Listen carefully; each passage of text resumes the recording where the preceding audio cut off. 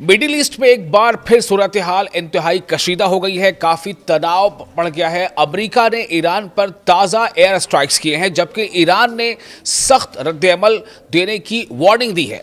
आपको बताते हैं कि दरअसल पूरा मामला कैसे ये यहाँ तक पहुँच गया। एक तरफ तो ईरान पर पूरी दुनिया की नज़र इसलिए थी, पिछले 2-3 दिनों से हम देख रहे थे किस तरह रहबर आला सैयद आयतुल्लाह खामनी मरहूम का जो उनकी जनाजे का प्रोसेशन निकला हुआ था। तकरीबन ये दावा किया जा रहा था कि एक से ज़्यादा यानी कि कई लाखों में लोग वहाँ पहुँचे हैं। लेकिन इसी बीच डोनाल्ड ट्रंप का एक स्टेटमेंट आता है 2 दिन पहले कि either we will fix the deal और we will finish Iran something, इस तरह के एक स्टेटमेंट उनका आता है। इस पर काफ़ी सुर्खियां आई कि आखिर डोनाल्ड ट्रंप ऐसा क्यों कह रहे हैं। अब जो खबर सामने वो यही है कि एयर स्ट्राइक्स हुई है और जो दावा किया जा रहा है अमेरिकी कुछ मीडिया के हवाले से कि ये एयर स्ट्राइक्स पहले के मुकाबले कई गुना तीखा ये हमला है।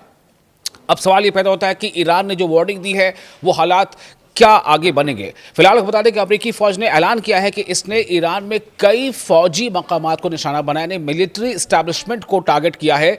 अमेरिकी सेंट्रल कमांड, जिसे सेंटकॉम भी कहा जाता है, यानी सेंट्रल कमांड, उसके मुताबिक ये कार्रवाई इसलिए की गई है क्योंकि अमेरिका का इल्ज़ाम है कि ईरान ने स्ट्रेट ऑफ हॉर्मुज से गुजरने वाले 3 तिजारती जहाज़ों को निशाना बनाया और इसी को वजह बताते हुए अमेरिका की तरफ से ये ऐलान किया गया है कि हमने फिर से एयर स्ट्राइक किया है। और अमेरिका का कहना है कि बैनुल-अक़वामी समुद्री रास्तों पर हमला न सिर्फ आलमी क़वानीन की खिलाफ वर्जी है, बल्कि इससे बेगुनाह शहरियों और आलमी तिजारत को भी ख़तरा लाक होता है।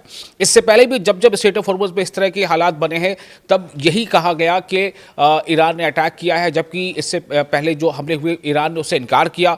लेकिन अटैक की बात कही गई और फिर अमेरिका की तरफ से जवाबी हमला किया गया, उस पर भी ईरान ने भी जवाबी हमला किया है। तो इस वजह से अमेरिकी फ़ौज ने इन हमलों को जवाबी कार्रवाई करार दिया है। यानी अमेरिका का ये कहना है कि हमने जो कुछ किया है वो जवाब में किया है। ये अमेरिका फ़िलहाल ये कह रहा है। अब सवाल यह है कि स्ट्रेट ऑफ हॉर्मुज़ इतनी अहम आखिर क्यों है, क्योंकि एक तरफ जहाँ लगातार ये स्ट्रेट ऑफ हॉर्मुज़ को लेकर की तमाम विवाद खड़ा हुआ था, तनाज़ा खड़ा हुआ था, उस पर ईरान का ये कहना था कि स्ट्रेट ऑफ हॉर्मुज़ से गुजरने वाली जो भी जहाज़ होगी उन तमाम जहाज़ों से हम एक फ़ीस लगाएंगे। तो क्या ये वजह है? और जब भी स्ट्रेट ऑफ हॉर्मुज़ पे इस तरह का कोई भी तनाव वहाँ पैदा होता है तो सीधा सीधा इसका जो असर पड़ता है उस स्ट्रेट ऑफ हॉर्मुज़ से होकर गुजरने वाले जितने भी ऑयल टैंकर्स हैं उस पर पड़ता है। और जब ये जो सप्लाई चेन है ये मुतासिर होती है, इस पर प्रभाव पड़ता है, जिसका नतीजा ये होता है कि जो ऑयल मार्केट है उसमें अचानक तेल की कीमतें जो है वो बढ़ जाती हैं।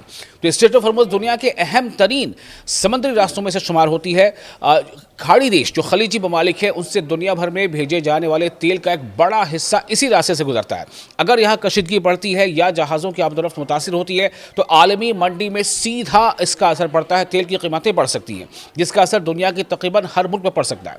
तो अमेरिकी हुकाम जो भी फिलहाल उनके हवाले से जो खबर सामने आ रही है उसके मुताबिक इस बार के हमलों में जो अमेरिका ने किया है, एक तो ये कि अमेरिका ये कह रहा है कि हमने जवाबी हमला किया है, तो इस हमले में ईरान के फ़िज़ाई दिफाई निज़ाम यानी जो डिफेंस का जो पूरा इंफ्रास्ट्रक्चर है ईरान का, एयर डिफेंस, उसे और साथ ही साथ anti ship cruise missile, drone launching sites और दीगर फौजी तनसीबात यानी मिलिट्री इस्टेब्लिशमेंट्स को निशाना बनाया गया है। अगरचे हमलों की पूरी तफसील अभी सामने नहीं आ पाई है, हम आपको और आगे वीडियो में इस बारे में अपडेट देंगे कि कहाँ कहाँ नुकसान हुआ है और ईरान का अब रद्द-ए-अमल क्या है, ईरान क्या करने जा रहा है, क्या ईरान भी इसी शिद्दत के साथ जवाबी हमला करेगा। लेकिन सबसे अहम बात यहाँ पर है कि ईरानी मीडिया के मुताबिक, जो ईरान के मीडिया से रिपोर्ट सामने आ रही है उसके मुताबिक जो सदर्न ईरान है यानी दक्षिणी ईरान, तो उसके मुख्तलिफ इलाकों में जिनमें कश्म जजीरा शामिल है, सेरेक शामिल है और बंदर अब्बास शामिल है, वहाँ कई धमाकों की आवाज़ें सुनी गई हैं। ये ईरानी मीडिया के हवाले से खबर है। अब तक किसी जानी नुकसान की सरकारी तौर पर इसकी अभी तस्दीक नहीं हुई है, इसे पुष्टि नहीं की गई है कि हाँ किसी के जान नुकसान हुआ हो। लेकिन अमेरिकी मीडिया का जो इसके बारे में जो खबर आ रही है वो ख़ास तौर पर जो एक्सियोस की रिपोर्ट है उसके मुताबिक इस बार के हमले तकरीबन 4 से 5 गुना ज़्यादा शदीद थे। जैसा मैंने पहले भी आपको बताया कि अमेरिका का यानी सेंटकॉम का, सेंट्रल कमांड का जो ये इस बारे में खुलासा वो ये है कि इस बार हमने काफ़ी शदीद हमले किए हैं। लेकिन जो शुरुआती जानकारी आई है उसके मुताबिक किसी शहरी इलाके में ये हमले नहीं हुए हैं और इसका नतीजा ये है कि फ़िलहाल इसके बारे में कैजुअल्टी के बारे में कुछ खास रिपोर्ट ना तो अमेरिकी रिपोर्ट मीडिया के हवाले से है ना ईरानी मीडिया के हवाले से है, लेकिन हाँ तनाव ज़बरदस्त बढ़ गया है।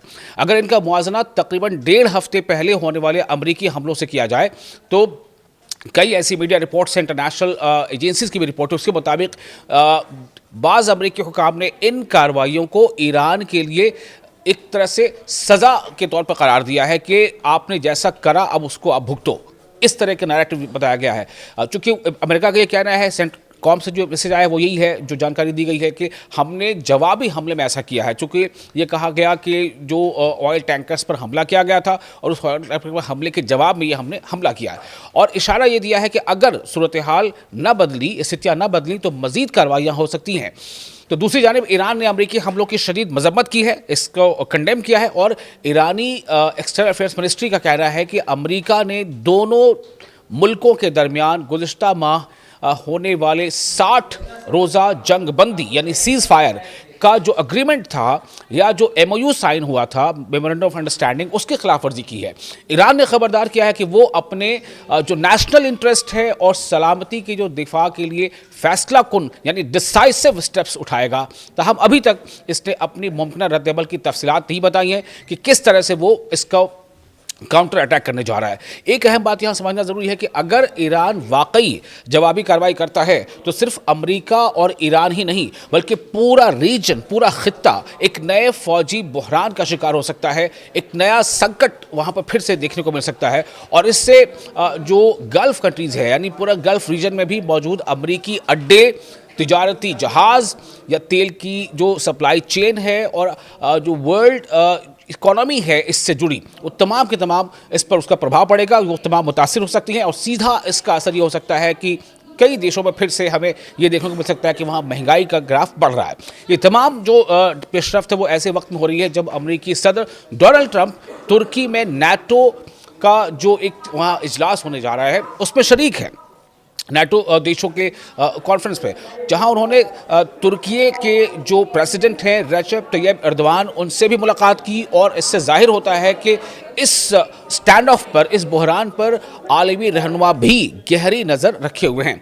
फिलहाल सूरत हाल तेज़ी से बदल रही है। अमेरिका अपने हमलों को दिफाई और जवाबी कार्रवाई यानी कि वो डिफेंस का अटैक बता रहा है, और जबकि ईरान इन्हें अपनी खुद मुख्तारी, अपनी सॉवरेनिटी के लिए, अपनी संप्रभुता के लिए उसका जो है वायलेशन करार दे रहा है। और इससे कह रहा है, ईरान का कहना है कि वो सख्त रद्द-ए-अमल यानी कि इसका जो है वो तीखा जवाब देगा। अब सबसे बड़ा सवाल यही है कि क्या ये कशीदगी, ये तनाव लिमिटेड रहेगी या फिर मिडिल ईस्ट एक नए और बड़े फौजी तसादुम की तरफ बढ़ रहा है। आने वाले चंद घंटे या चंद दिनों में इस हालात देखना होगा कि किस तरह से ये तेज़ी से तब्दील होते हैं। आपको ये वीडियो कैसा लगा, आप इसके बारे में अपनी राय हमें कमेंट बॉक्स में शेयर कर सकते हैं, और वीडियो अच्छा लगा हो तो इसको लाइक और शेयर ज़रूर करें।